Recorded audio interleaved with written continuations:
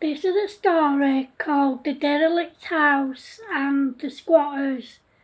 There's a derelict house that's been empty for many months, and there's a group of squatters living there. They've been living there for quite a while. However, these squatters are not your ordinary squatters, as they're a family of 9. A young mum, Jodie, and her 8 kids, Tyrone aged 11, Kane aged 10, Harry aged 8, Missy aged 6, Isla and Esme aged 5, Mila aged 4, and Isabella aged 2 were hiding from Jodie's abusive and obsessive boyfriend. He'd moved in with Jodie and the kids after him and Jodie had been together for 6 months. At first, everything was really good, but then Scott started being obsessive towards Jodie and the kids. He wouldn't let Jodie go out anywhere alone, even with the kids, except to take them to school, and he'd take all her money off her. The kids weren't allowed toys, and he smashed up the ones they did have. All they ever did was chores. If they were given pocket money, birthday money or Christmas money, Scott would take it off them and spend it on booze. If they did anything wrong, he'd smack them really hard and scream and shout at them. He never used his fist on them, he just smacked their legs and backsides and screamed and shouted at them. Jodie told Scott to leave her house, but he wouldn't. She called the police and they made him leave, but he came back. Whenever she could, Jodie would pack up some of hers and the kids' clothes.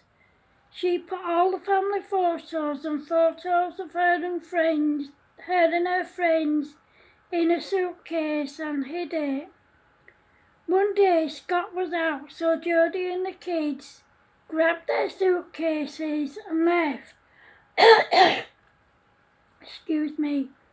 They had family living in Bridlington, but Jodie had no money to pay the bus fares.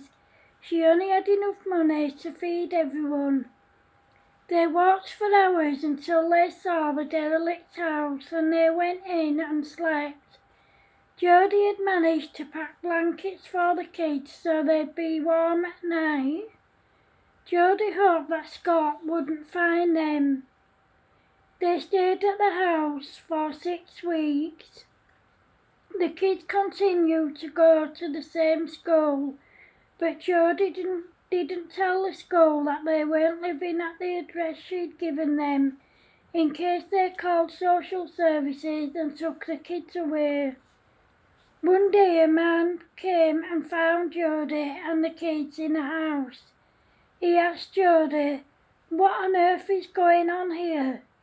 Jodie and the kids were really scared. Jodie said, "I'm sorry, we needed to get away from my boyfriend and I didn't know where else to go." "Don't you have any family?" "I do, but my boyfriend smashed my phone up and cut up my SIM card. I only had a bit of money when I left because my boyfriend took most of it off me. I can't afford the bus fares to get to my parents who live in Bridlington." The man, who was called Darren, thought for a minute and then he said to Jodie, "Well, you can't stay here. It's not safe. This place is a mess and it's cold and damp. Where are we supposed to go?" "Well, for now you can come and stay with me at my house and we'll figure out what to do." "We can't do that. What will your wife say?" "I have no wife. I live with my parents. That's why I bought the squat, so I could make it into a home for myself. And it's in walking distance to my parents' house." "I don't think that your parents will want me and 8 kids in their house. My parents have 6 kids and 18 grandkids, so they're used to a full house, especially on special occasions and during the school holidays." "Well, If you're sure they wouldn't mind. Look, I'll ring them now.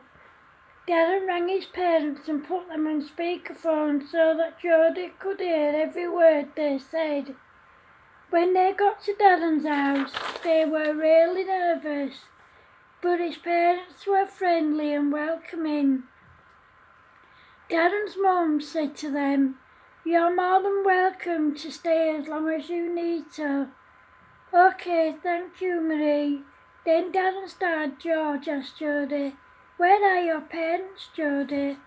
"My parents live in Bridlington, but I couldn't get there because I couldn't afford the bus fares for all of us. My parents, June and Kenny, are both on a low income themselves as they're pensioners, and they can't afford to pay our bus fares either. They don't have rooms for us all to live there." "Well, you're all welcome to stay here for as long as you need to." "Thank you, Marie." Darren works full time, so it took him more than 6 months to make the squat into a home. During that time, him and his family got to know Jodie and the kids. One day, Darren said to Jodie, "Jodie, I have something to tell you. I'm in love with you, and I have been almost from the start. I'm in love with you too." They continued to live at Darren's parents' house until the squat was ready to move into. Then Darren, Jodie and the kids all moved in together. They were together for 2 years and they had a new baby girl called Emily Rose. One day Darren asked Jodie to marry him and she said yes. A year later they were married. They went on to have 2 more kids, a boy called Lucas and a girl called Faith. They visited both Darren's and Jodie's parents on a regular basis. The kids from Jodie's previous relationship were all happier than they'd ever been. They adored Darren and they all called him Dad. Jodie and their real dad had made peace with each other and they saw their real dad every day because he now lived on the same street as them. They were very happy both at home and at school, especially now that they were allowed to be kids and to have a childhood. The end. Thanks for watching, guys. Love yous. Bye.